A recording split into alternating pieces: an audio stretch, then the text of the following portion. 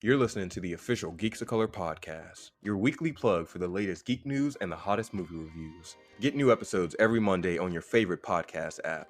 All right, let's get it. What's up, everybody? Welcome to the Geeks of Color podcast. I am your host, Dorian Parks, and with me is my co-host, Robert Butler III, aka RB3. How are you doing today, sir? I'm doing great, man. Blessed to be here. Happy to be here on the debut of the Geeks of Color podcast. Yes, sir, man. We wanted to start this for a while now. Like, we pushed it back. We've been pushing it back, and we wanted to start it at the beginning of this year, but there was an attempted coup on the government, so we thought it'd be best to hold off. But thankfully, we got some movie news this week. We got some movies dropping, so we're just gonna get right into it, man. Yeah, I mean, on the block this week, we've got Captain America's supposed return to the Marvel Cinematic Universe. Chris Evans is rumored to be coming back. We also have a bunch of new announcements from Lucasfilm Games and reviews for WandaVision and One Night in Miami with very special GOC guests. Throughout the podcast every week, we'll interchange different segments that we have depending on different type of talent, different type of segments and all that. But one thing that will remain true throughout each podcast is the Parks and Recommendation segment. That's where we just recommend either a movie, a television series, an audio book, a song that we're listening to, just so you have something new that you might have not known beforehand. So, we're giving you some value, enlightening your soul, enlightening your spirit. And so for me, this week, it is season 2 of Batwoman starring Javicia Leslie because, man, I got to see the first episode and I thought it was great. And for me, I didn't watch season 1 of Batwoman on CW, but I wanted to give this series a chance because this is the first time a Black woman is taking over the mantle as Batwoman. So I definitely wanted to support, and they knocked out of the park for me. I only got to see the first episode, and I thought they were able to tell a story of passing the mantle to her without it feeling too preachy or anything, while still giving some value and letting us know, like, hey, this is going to be a dope season and she can carry her own. And I thought she was able to portray what it takes to be a Batwoman. So that's my recommendation for the week. It premieres this Sunday. If you're listening to this episode after Sunday, then just make sure to go check it out on the CW app or CW online. RB3, what's your recommendation, man? My recommendation for the week is actually a movie I was privileged to see early as well. Is Judah and the Black Messiah,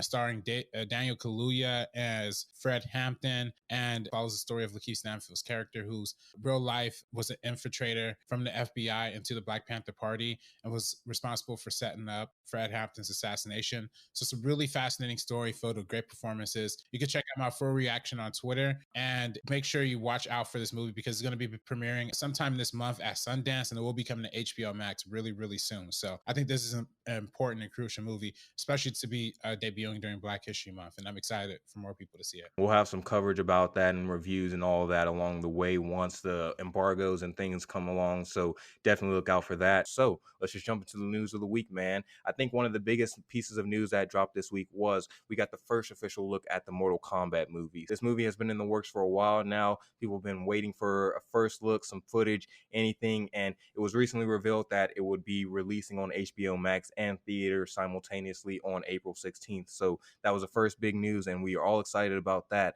But we finally got the first look at them. We got our first look at Louis Tan as a new character, Cole Young. He's an MMA fighter, and I can't wait to see what happens from that. We also got to see Joe Talisman as Sub-Zero, and we got to see Liu Dian as Liu Kang. And we've got to see a couple other people in the iconic characters. But man, I'm just so impressed by these first looks because although I enjoyed the original movies, they were a bit campy. This one seems like they're doing a real more serious approach while still keeping that fun aspect of it, but leaning harder into the rated R aspect, but still keeping true to those iconic costumes. So I'm not sure if you're a big fan of the Mortal Kombat franchise, RB3, but what did you think of those first looks? Well, I'm not a big Mortal Kombat fan. I've seen the games be played, and I know what the subject material is, and I think a lot of people know what Mortal Kombat is. And I think these pictures and the snippet that we saw in the little HBO Max thing, and these costumes, and the fact that it's rated R, looking like it's gonna fulfill the expectations that fans have always wanted. And I think as the age of comic book movies progresses, we're going to see those dwindle down a little bit. We might see video game movies be able to step up to the mantle and take over that spot. So I'm really, really excited to see this. I'm excited to see how brutal these fatalities are going to be in an R-rated format. And that's one thing from the EW article that the director and everybody made sure to mention is like they're definitely leaning into the hard R. Like we're going to see some fatalities, man, and I'm excited about that, dude, because getting to play the game and just getting to perform those fatalities, getting to see them actually performed in live action with some special effects, with a budget behind it. I just cannot wait to see the goriness. And that's not the only HBO Max news we got. We got a little bit of a sizzle reel, but we also got a new release date for Godzilla versus Kong. So it was originally supposed to release later this year, but it got pushed up to March 26th for theaters and for HBO Max. You know, I'm still holding out hope that maybe there might be a Pacific Realm tease somewhere. I really want to see that. The one thing that's given me hesitation about this movie, unfortunately, is the director, Adam Wingard. I was not a fan of the Netflix produced Death Note movie that he directed. I was really not a fan of that at all. And I know a lot of people love The Guest and a lot of people love some of his other movies, but I'm just not that big of a fan of his work. But I do think this is going to be big, popcorn fun, but it's going to be also a little weird watching it on HBO Max too. So Since it did get pushed up a little bit, we will get a trailer sooner rather than later. And then the last thing we got from the sizzle reel is Space Jam. Although it was literally you blink, you missed it. We did get a first look at LeBron James and Bugs Bunny in the new Space Jam movies. What were your first initial reaction? Because although it was a quick glimpse, it did look like pretty HD. Yeah. I mean, it looks like they just upgraded everything to 4K in this trailer. Yeah, it's great. It's great seeing LeBron up there being in this movie. The visual effects look good. What's funny about this, when we take a glimpse of Bugs Bunny in the background, it kind of looks like he's almost like a CGI character in this movie a little bit. Not completely. Like it's still a little bit of that classic 2D, but feels a little more three-dimensional in this kind of portrayal than it does in the original 90s animated thing. Maybe I'm just tripping off that. Maybe it was the way it was lighting. And again, it was only 1 second. So it's kind of hard to really dissect it off of that. But I'm super excited for this. Like I grew up with Space Jam. I'm obviously a huge basketball fan, huge fan of LeBron. He obviously came to the Lakers just to do this movie. Hey. So I'm really excited about this. A lot of hope coming from HBO Max and this original slate. But up next, like you said earlier, there's some big Star Wars games and some big Star Wars news happening. So what's happening on that front? We have big news coming from Lucasfilm's Games. For a long time, the Star Wars properties have kind of had exclusive licensing rights to EA games for their video games production. So we saw Battlefront and Jedi Fallen Order. And some of these games had huge critical acclaim, like Jedi Fallen Order, and some had not, especially on their initial releases, particularly with the first Battlefront and with Battlefront 2 a little bit too. But now with this new announcement, Lucasfilm Games is actually becoming its own company that's going to be focusing on telling different stories with other game developers outside of EA. So one of the ones that really excites me the most is this new story-driven open world Star Wars game from Massive. Massive is actually a part of Ubisoft, and they're responsible for Tom Clancy's The Division games. So they have a really popular franchise on their hands already. And I think the potential that an open world Star Wars game can have, especially on this community right now, is really exciting. On top of that, there's an Indiana Jones game coming from Machine Games, which is published by Bethesda. And yeah, they're known for like Fallout and the Elder Scroll games. And listen, at this point, we've had so many games that kind of taken the Indiana Jones template, like the Uncharted, like the Tomb Raiders. But yeah, we haven't actually seen an Indiana Jones game. I think this could be a really exciting opportunity to see an inventive take on the adventure game genre that we've already seen this series be a big influence on. The main thing I'm excited about from this is, like we said, Star Wars being the Lucasfilm Games being able to go to different properties and have them tell their own Star Wars story. Because I guarantee you now, Ubisoft's Star Wars game is going to be completely different from EA's game, and it's going to be completely different from any other game that they touch Star Wars wise. So I'm excited to see this just expand the mythos, expand the universe completely. Because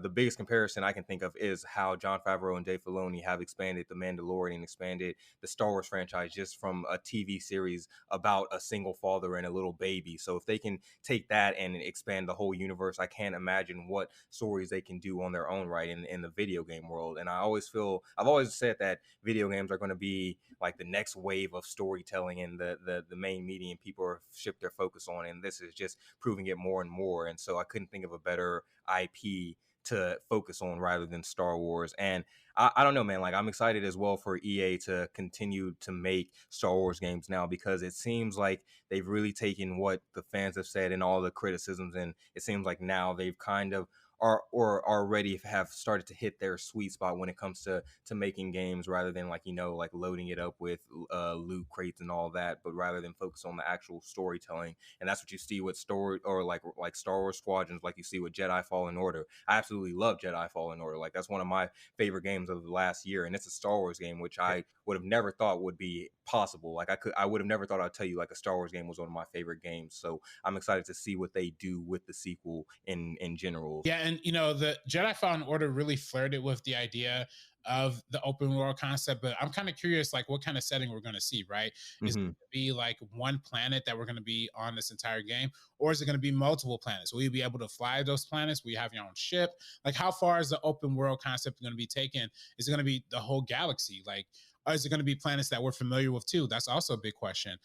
So I'm really, really excited about this. I think this opens up the potential maybe for some bounty hunter games. Like we Mm. some real, it's funny. We kind of were laughing about it on some Block the Block this week on First Cut. But how crazy would a Rockstar Star Wars game be, right? Like what if they go Ooh. like GTA or like Red Dead Redemption with this, and just have like a gunslinging like bounty hunter kind of game? I would be really, really down to see that. Like a Red Dead Redemption in space type of game, bro. Yo, listen, the Mandalorian is, it's a little bit in that direction. It's a Yeah. Western, it's samurai, a little bit it's a little bit of everything in there. So, but I do think there are a lot of fans of Battlefront and a lot of fans of Fallen Order as well. So we are going to still see sequels from those, and EA is still going to be continuing to develop Star Wars games. So we're not going to completely see the end of them involved in the franchise. But Dorian, my question to you is, now, if you had to take this Indiana Jones game, Mm-hmm.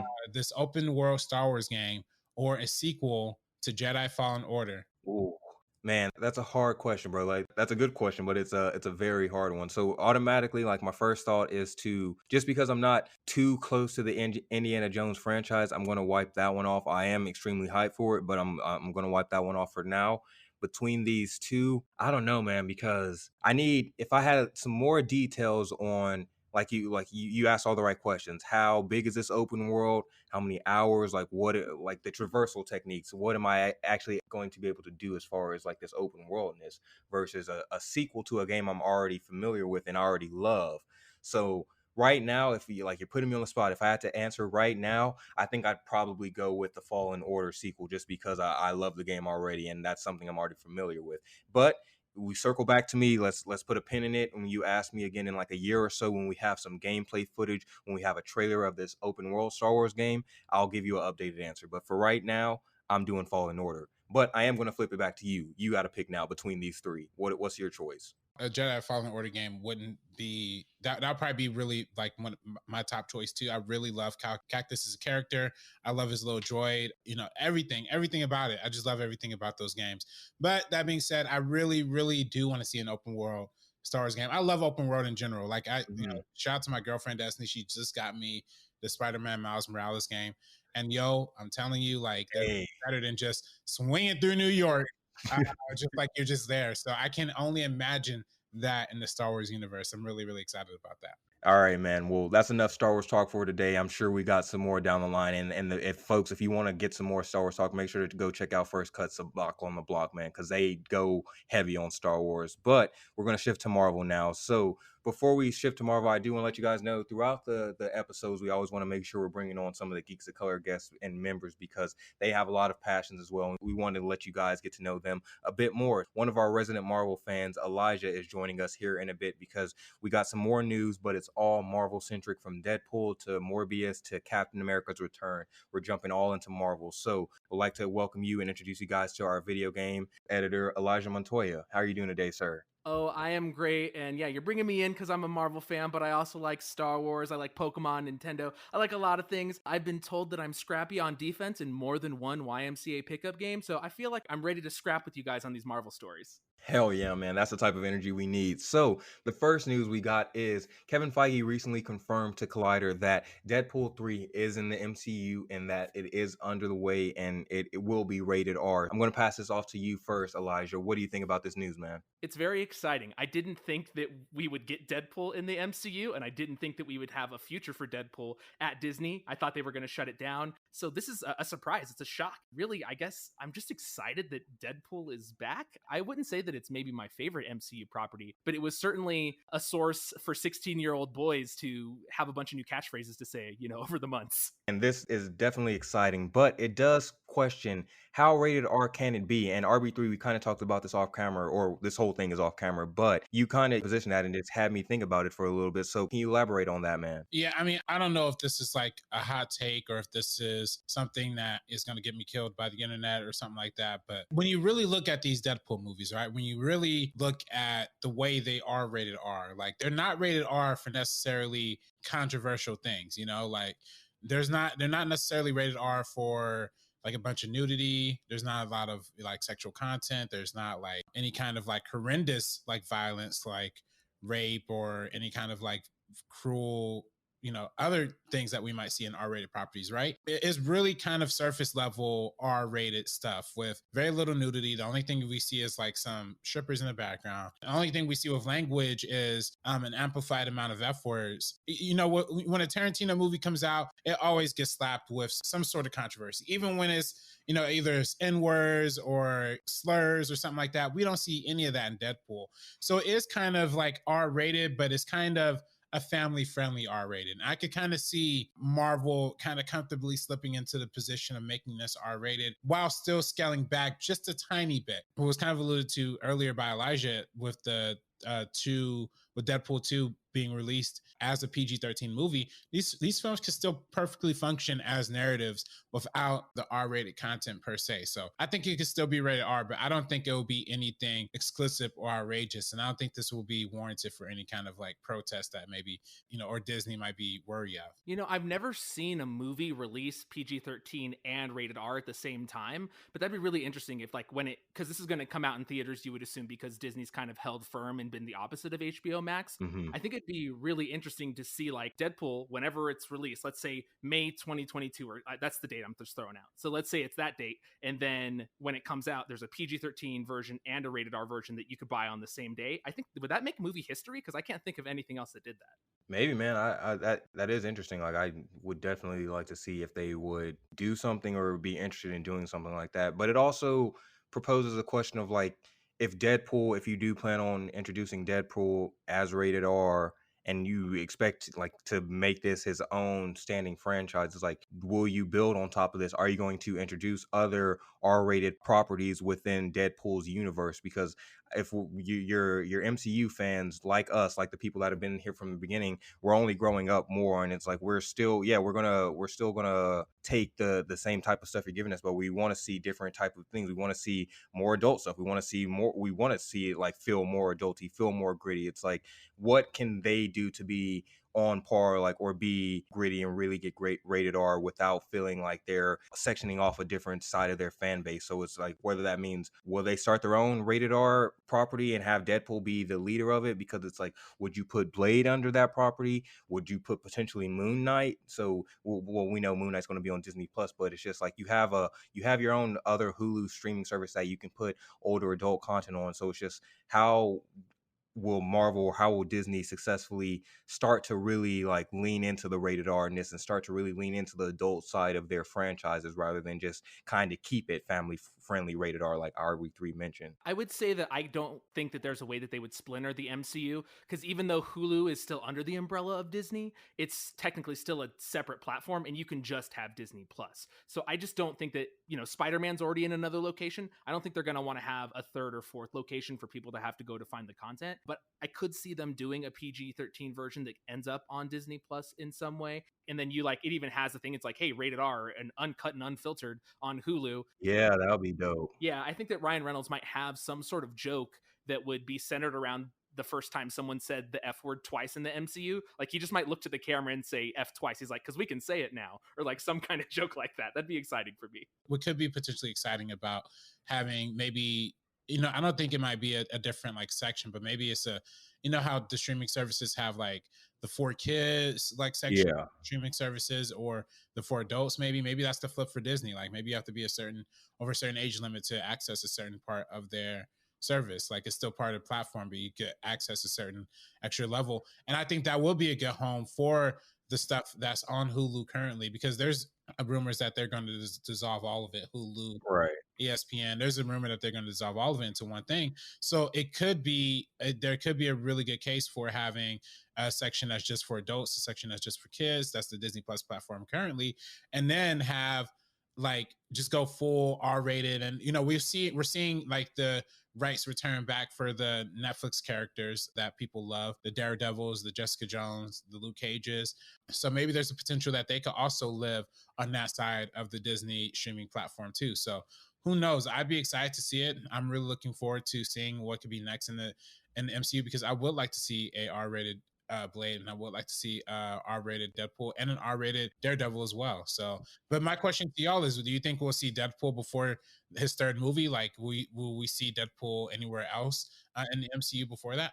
Personally, for me, I think we have to see him before his third movie, just because of what Kevin Feige said regarding like you wouldn't let Ryan Reynolds just sleep on ice, no pun intended, Captain America. You wouldn't let him just sit there and not utilize him within the MCU now that you fully got him, all the rights are good and all of that. Like, especially with Ryan Reynolds' star power, like come on now. So you definitely, whether that be a little cameo, whether it just be you edited him in afterwards and you joke about it like that or something like that, I definitely think we will see him before his own third movie. So they have to find a way. So I think we will see him. What about you, Elijah? I'm hoping we see him before then.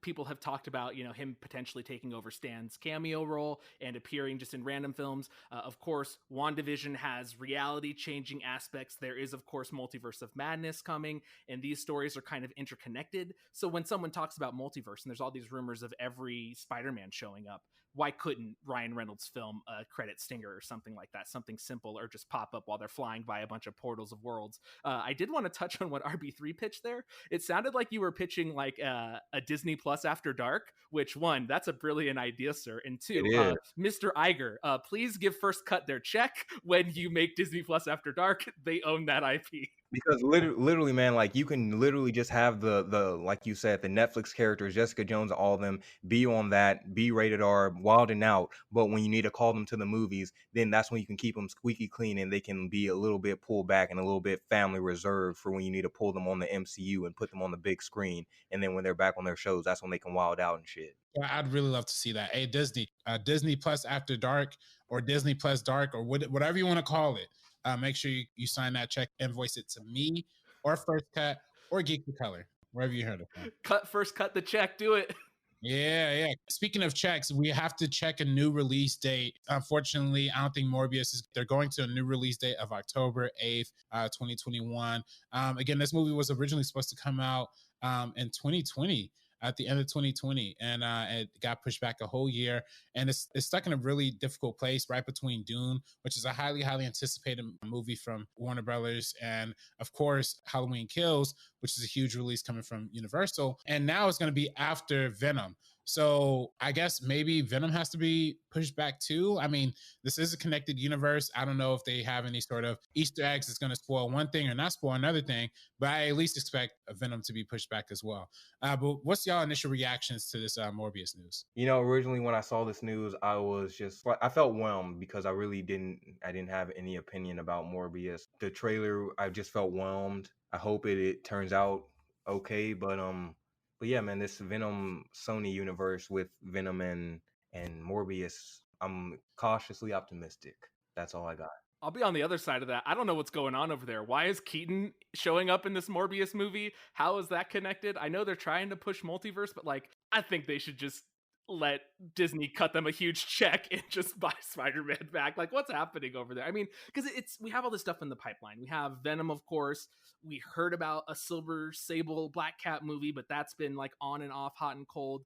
We have Olivia Wilde potentially making a Spider-Woman movie. It's just there's a limit to spiders, and hey, we've got a few good things. Tom Holland's good.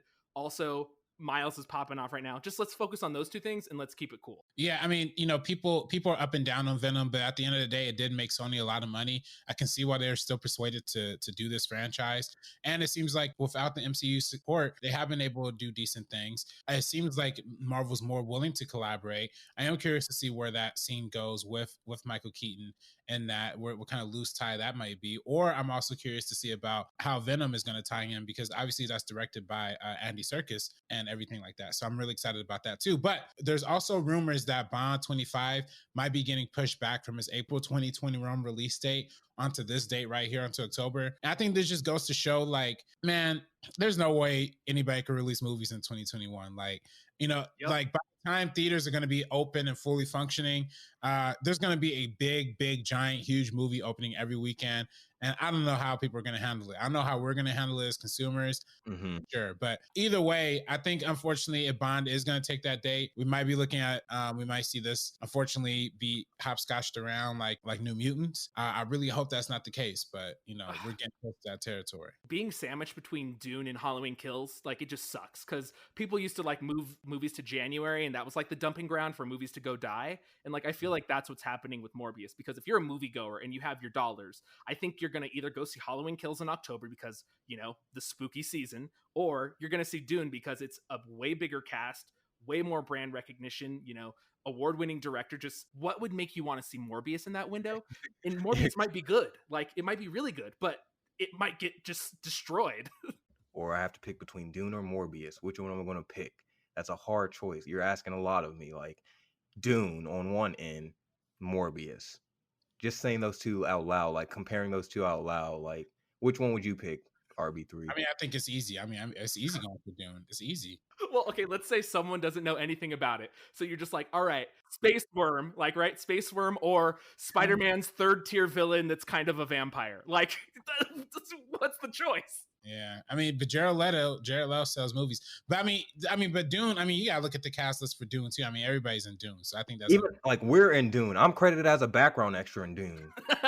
Love it. Yo, speaking of credits, someone whose name is going to appear in the credits potentially once again is apparently Chris Evans. Dude, what's going on with that, Dorian? I mean, dude, he walked away from the check. He said, all right, Endgame is my last movie. Let me chill out. I'm going to live a regular life. And then he was like, oh, wait, he remembered a month later, he didn't see that Marvel check come in the mail. And he said, I forgot what that Marvel check looked like. And he said, let me come back and get that check again. So I fully respect it. I really think what happened, like, if anything is happening, I feel like it will just be a simple little cameo, or it's just him passing the mantle or something like that. But I don't think it's him coming back in any major role or him coming back to take back the mantle of Captain America.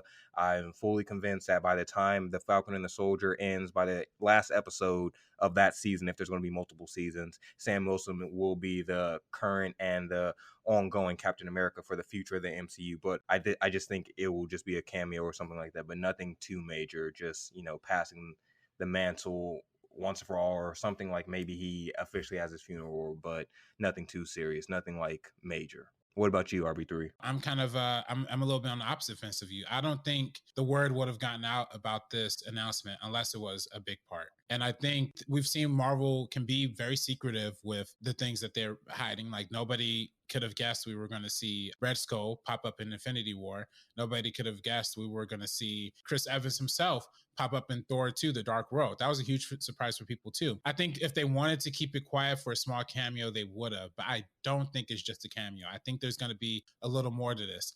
And where my mind initially goes, I know a lot of people are thinking, different dimensions, like across dimensions, maybe like a what if kind of thing. I'd be interested to see that too. But I do think there's a reality where we might see a hero that might be introduced in the past, maybe a Fantastic Four, and we might see a Chris Evans have an encounter with them in like the 1960s or 70s or something like that. And while he's aging and while he's catching up to that time period that we see him at Endgame, I think there's going to be something really juicy for that character in between that time period. I think that's the time period that's ripe for exploring. Like, I don't want to see him rejoin the Avengers or interact with modern people necessarily. I would just like to see what he does in the background for the rest of going back and time traveling and living that lifestyle. That would be interesting. It also is, we also do have to note that Chris Evans himself tweeted, like, he said he has no idea what we're talking about, but that always happens when it comes to actors, when it comes to their Marvel casting or whatnot. So he may be playing dumb and he knows something, or honestly, it might just be, because sometimes these journalists like to do scoops. So on the other hand, this might just be completely made up, or like you said, it might just be him doing something for What If, or him doing something small on a Disney Plus or something like that, or it could just be him completely not doing anything. So with that, man, we do have one more piece of Marvel news before we jump into some GOC highlights, and that is Oscar Isaac. Is he Moon Knight? Elijah, what do you think? Is he confirmed as Moon Knight? Will we see Oscar Isaac as Moon Knight on the Disney Plus series? It's exactly what you were talking about with the Chris Evans tweet. Like, there was a very long time where, we thought Haley Stanfield was going to be Hawkeye. And then we also thought the lady that was cast for She-Hulk. Like, these rumors come out and then Marvel doesn't confirm it. But then they had that big investor day. And it's very interesting that, like, Oscar Isaac was the only person not announced for one of his series that had been heavily rumored. Mm-hmm. And you have the cinematographers talking about how it's an honor to work with him. You have like the co-directors, people who are like, they're saying they're excited to work with Oscar Isaac, but Oscar Isaac's team, his people, Disney, no one has said Oscar Isaac is in this show. But then there's rumors and leaks, of course, of the rest of the cast, because the show is actually going to be filming very soon, almost as early as March. But we have Ethan Hawke being cast as the villain, and Ethan Hawke is an incredible actor in the Before series and in Good Lord Bird recently. But like, Ethan Hawke is just like a killer actor. Like, I mean, Training Day, like how could anyone forget like how good he is in that movie? And then from Rami, a Hulu show, and that's probably how she got this Disney connect, we also have May Calamaway. I probably said that last name very wrong. I'm very sorry to her, but she is the best, and I love her a lot in that show. But this is like, we're getting all this casting news about the show, but it's crazy that Oscar Isaac hasn't been vocal about it, or his team hasn't, or Disney hasn't. And we've heard that he's like in the Metal Gear Solid movie, but we haven't heard that he's in Moon Knight. So what's going on with that? I don't know. RB3, like, have you been following this at all? Yeah, I mean, I've been following this a little bit, and it is interesting. I know earlier in the year we saw Tatiana Maslany when she was rumored to be playing She-Hulk, and she denied it multiple times before it was officially announced. We're seeing this back and forth again, and I think what's kind of happening might be a little game of, agent not necessarily communicating with the star or actor exactly what the status of the contract might be, because maybe in Oscar Isaac mind, maybe the deal's not fully worked out yet. Maybe, he's not fully invested in the character yet. Maybe in his mind he is, but maybe on paper, maybe on the studio contracts, it's not confirmed yet.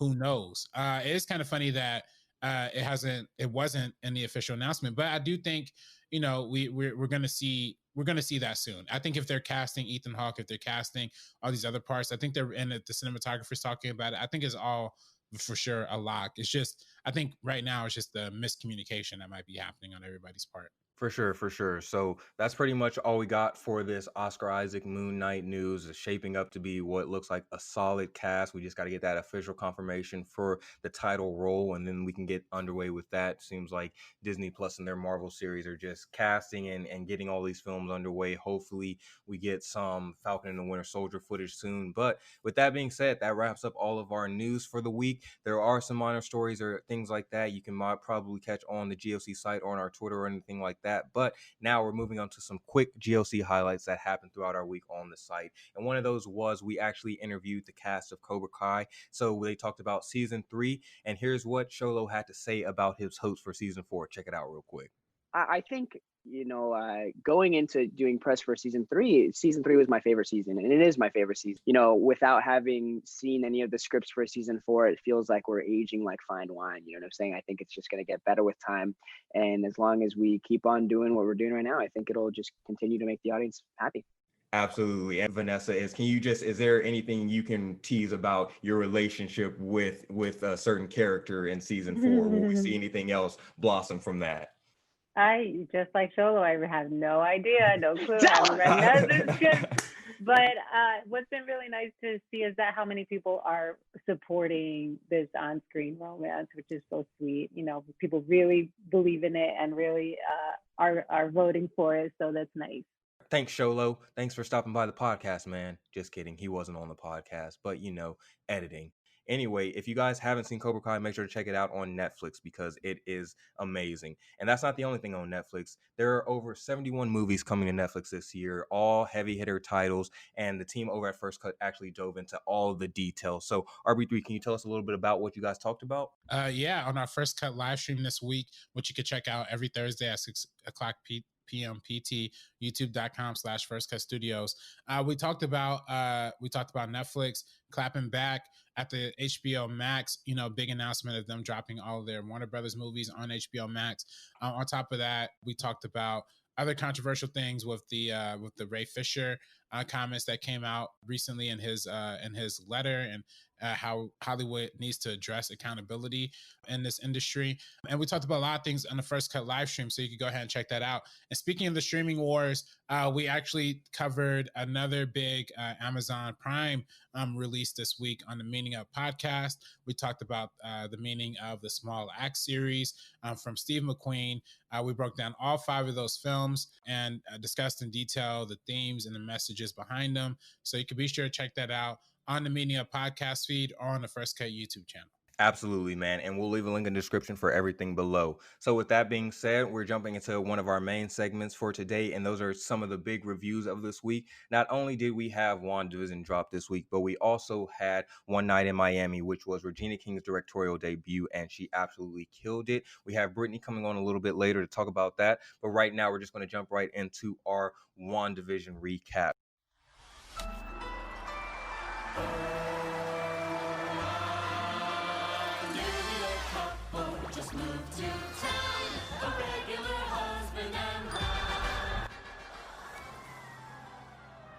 Disney Plus actually released the first 2 episodes of the series on Disney Plus for streamers to view. And the first 2 episodes are about 29 to 30 minutes each. And you got a little type of sitcom-y type feel. It's very clear that they're using or utilizing inspiration from old-timey sitcoms to tell this story. And I thought it was very, refreshing to introduce this as phase 4 of the MCU. And Elijah actually did a couple recaps and reviews on the site. So Elijah, I'm going to pass it to you first, man. What did you think of the overall episodes, and what did you think of just the story in the first place, and finally getting to see Wanda and Vision be utilized as main players?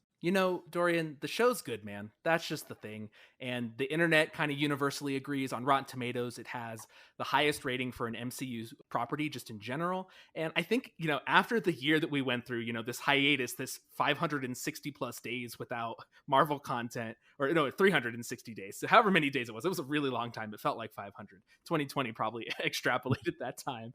But like after all the strife and like toughness that we've had these last few months, it's just nice to have something that's just like kind of goofy and not serious. Like if it was like Thanos level threat immediately again, I might have been like, guys, we need to chill out with this. But I really enjoyed just like its laid back tone, its humor, and it's not exactly, I think, what anyone thought it would be. It's way weirder than anything that Marvel has put out so far, but it's really enjoyable and fun.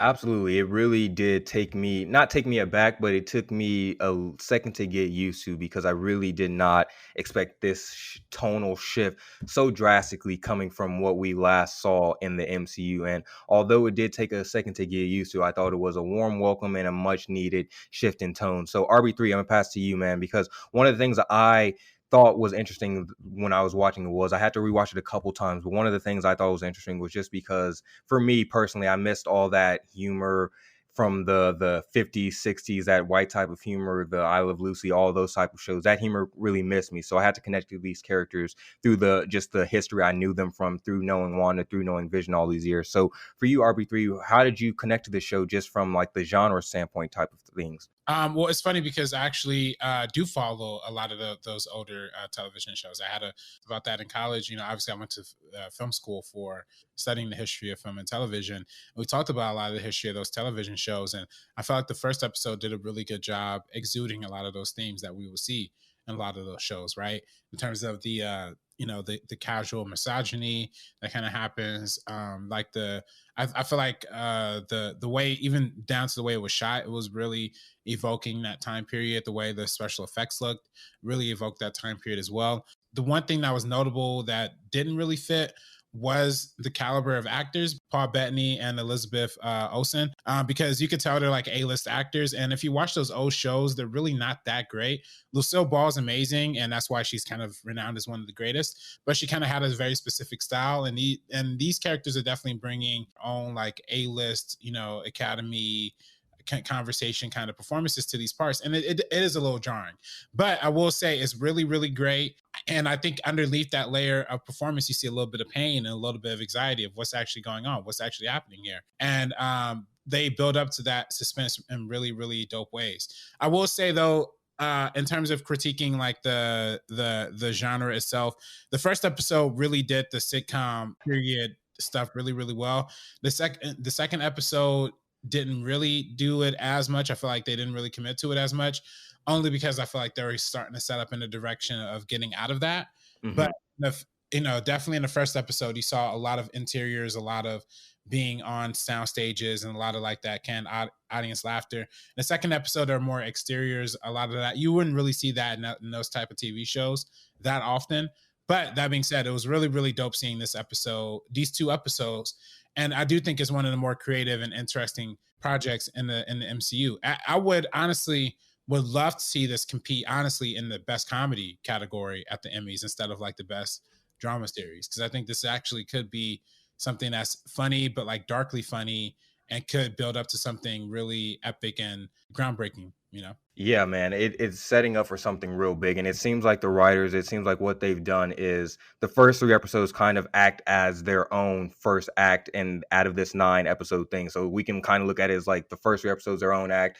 For the next 3 episodes, the middle act, and the last 3 setting up for what will be like Doctor Strange and all that. But I'm just excited to see how they continue to evolve, like, and go from each comedy genre, because now at the end of episode 2, so we're getting into spoilers, but we're starting to see color. Wanda's pregnant. She's going to get a little bigger. So what's coming up next, especially how they're going to introduce Sword and Monica Rambeau and her story. And it's interesting that you talked about just the comedy aspect of it and how they shot it, because she mentioned while the press conference with Jaleel White that she actually filmed the first episode in front of a live audience. She talked about just how nervous she was because she couldn't understand how people would actually have to feed off the audience while still like talking to the camera, while still trying to stay in character. So definitely want to give it off to Elizabeth Olsen and just the whole cast in general, because they definitely committed to this. And it was nice to see Wanda, although there's, like you said, there's stuff going on in the background, she's controlling some things with her powers and whatnot. It's nice to see her temporarily be happy, because she suffered through a tremendous amount of hell through the MCU,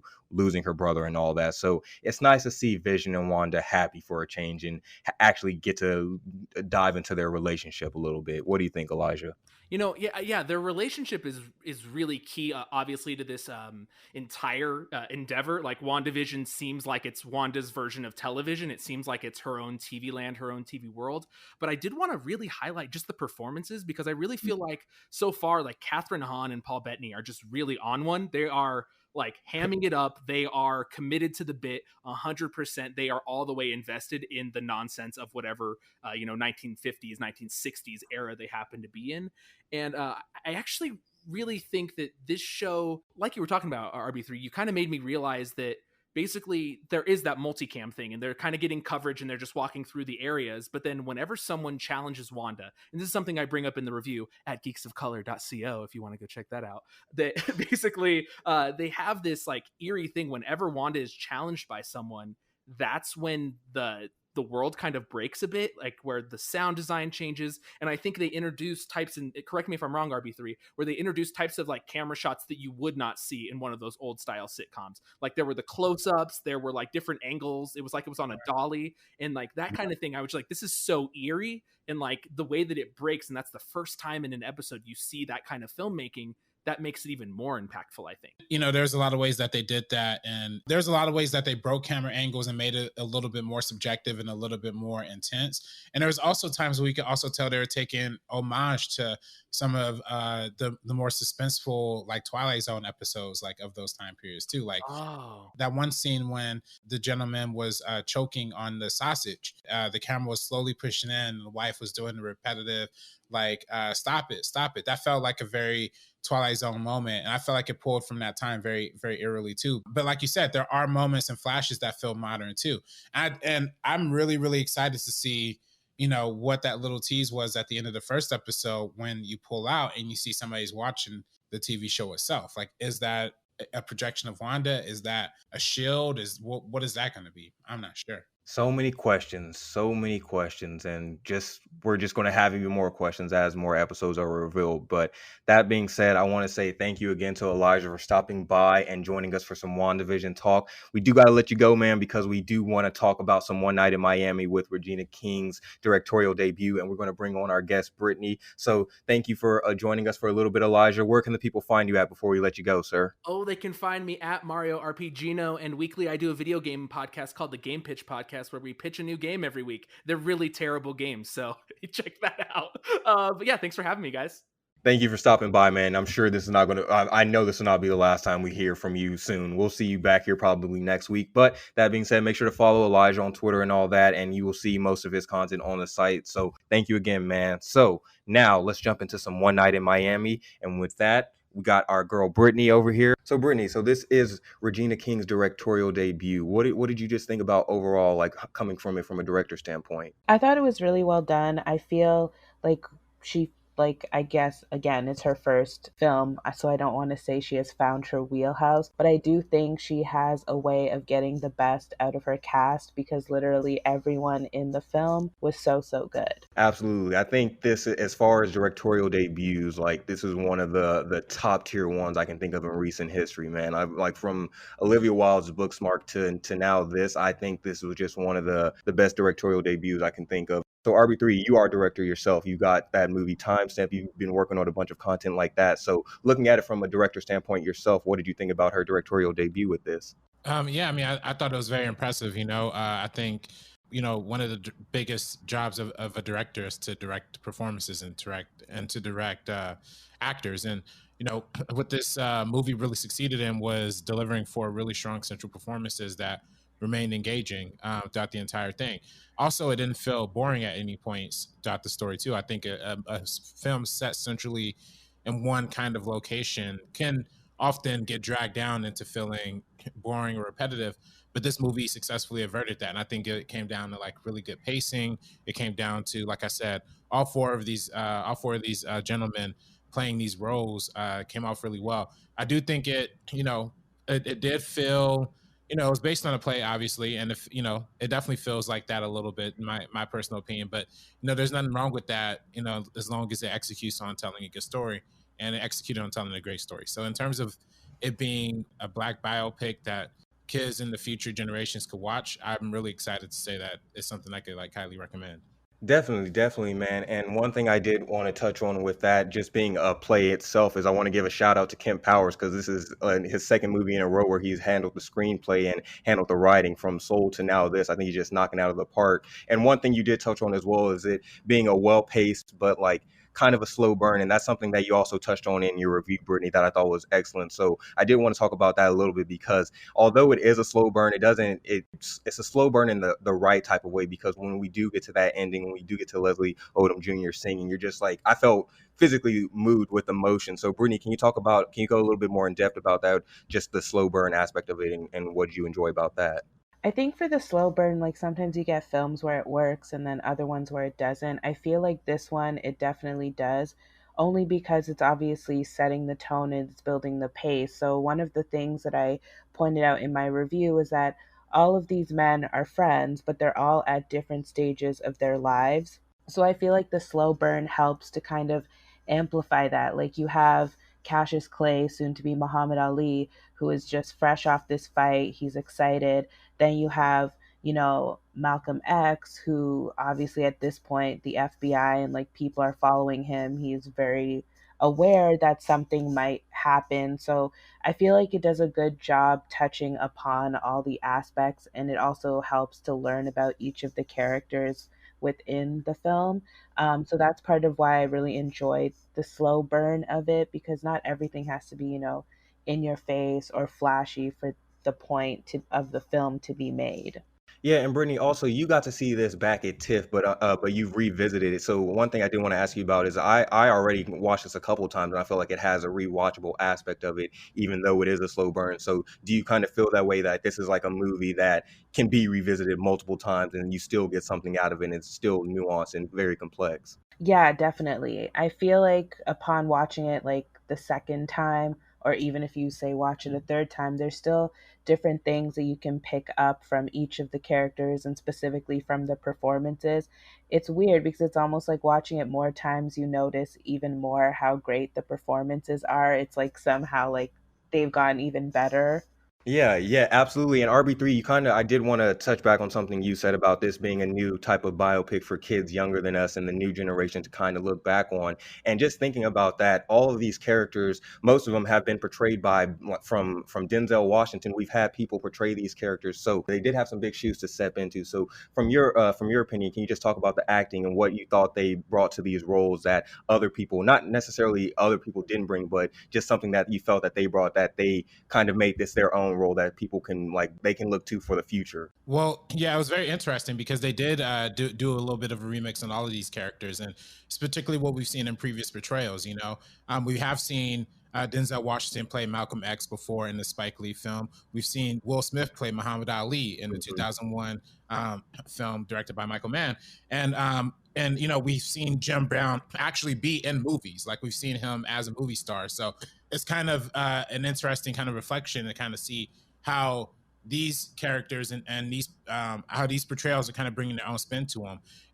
If you watch Ali, it's a very dead serious kind of Cassius Clay transition into Muhammad Ali's story. If you watch Malcolm X, it's more of a cut and dry epic biopic that spans his entire life. But in this movie, it's kind of just a window into this moment and their relationship. So it's really interesting. I think they use certain characterization. I think what makes this different than other portrayals, to get back to what you're talking about, Dorian, I think they use a blend of like drama and comedy to make the energy feel a little bit more accessible. I feel like this movie definitely capitalized on a lot more of the comedic elements of the Cassius Clay character of like when he was younger. That would probably be the one critique I would actually have for this movie too, honestly, was I think they leaned a little heavier in the comedy direction for his character, for the sake of him being younger. But that being said, though, I think it was great because it really kept the energy flowing between all four of them. Like you had him being young and spontaneous and jumping on the bed. You have Sam Cooke, who's played by Leslie Odom Jr., being like the serious but still like really excited to party kind of singer. And he had Jim Brown, who's like the serious, like deep voice kind of talking dude. And all of it just felt very real and accurate and didn't feel like an impression at all. So I really enjoyed that aspect of it. And I think their performances of it will, I don't think it's fair to compare them necessarily to their own like standalone movies, but I do think it works in the context of this movie. Absolutely. And that I did want to just mention again, like I feel like this, you like you mentioned, like the authenticity between that these characters that these people are bringing to these roles, it just felt very authentic. I feel like Regina just had to put the camera, and although they were portraying these characters, like the conversations between them, I could see them really having these conversations in real life, whether that be them chilling at the house, whether that just be them at a barbershop or anything along those lines. Like I feel like this was truly a real encapsulation of how they were, or how these people were, how Black people are in general when they're conversating with each other. So I just want to give a shout out to Regina because she absolutely knocked it out of the park. She just recently celebrated her 50th birthday. So absolutely I'm excited to see what she does next. Brittany, if you had to choose what next movie she would have to do, what genre would you like to see her jump into next? I mean, we are geeks of color, so I wouldn't mind her perhaps handling some kind of sci-fi fantasy or a comic book film. I mean, even like a TV series, because obviously Marvel's doing all the Disney Plus series. I feel like a World of Wakanda like type of show would be really cool. Even if she wants to do more biopics, if she wants to go more into like her culture, I mean, it seems like at least from the character she played on American Crime and her portrayal of Malcolm X and Muhammad Ali and their conversations about the Nation of Islam compel Regina King. So I'd love to see that explored too, if that's something that's passionate to her as well. Absolutely. The door is wide open for her. I cannot wait to see what she does next, and we know we're going to be here to cover it. So with that being said, guys, I want to wrap this up here. Do you guys have any final notes, any final things you want to say about this movie before we wrap up, Brittany? Well, I feel like it's a movie that definitely everyone should watch. I know a lot of people seem, I don't know if the word is hesitant, not necessarily about the movie, but I find just in general when things have Oscar buzz and stuff, especially annoyingly so when it obviously has to do with anything that's from a Black creative, people are always talking about, oh, it's overhyped, but this one is not overhyped, so please go watch the movie. Absolutely. It is on Amazon Prime Video right now. You can stream it. I know everybody has Prime, so you might as well go to Prime Video and watch it. And RB3, any last notes from you, my guy? No, I mean, I think it's appropriately rated, in my opinion. I mean, it has a 98% Rotten Tomatoes, and I think we've seen stories like this, we've seen stories like Selma, and we've seen other biopics that I think could really go down and really help educate like younger generations of people who are just looking to watch a good movie and be entertained at the same time. And this was both highly entertaining and really informative and really compelling with the conversations that they were having. Well said, man. Well said. Well, we're going to end that right here. Thank you so much, Brittany. Where can they find you on social media? I'm on Twitter and Instagram at Brittany, BRITANY _Murphs, MURPHS. Absolutely. Go follow her there. Go support her. She absolutely kills it. Everything she does for Geeks of Color, we will not be here without her. So thank you again, Britt. I'm sure we'll see you soon here. I'm sure we'll see you here next week. So thank you again for stopping by and giving us your thoughts on One Night in Miami. No problem. My pleasure. All right, guys. So that is going to be it for our first GOC podcast back into the new year. I hope you guys enjoyed it. We will be here every week. We're going to be talking about movie reviews. We're going to be talking about everything going on. So I want to say thank you guys so much for stopping by and listening to us. RB3, where can they find you in the First Cut team at? You can find me personally at Director RB3 on Instagram, Twitter, and TikTok. And you can find the First Cut team at First Cut TMO, Twitter, and Instagram, and on YouTube, First Cut Studios, and our new Patreon, patreon.com/First Cut Studios. You get exclusive access to our Discord. We do behind the scenes commentaries that are going to be coming up really soon. So it's really, really exciting stuff going on in the First Cut world. Absolutely, man. Make sure to go support them over there. Check them out on the YouTube channel. Check them out on the site. A lot of content coming down the pipeline for those guys, and you do not want to miss it. But I just want to say thank you again to the listeners. Thank you for RB3. Thank you to Elijah, the editor, producer for the podcast. We wouldn't be here without him. So we'll be here every week. Thank you so much. We'll see you next time. Peace up, A-Town. Deuce.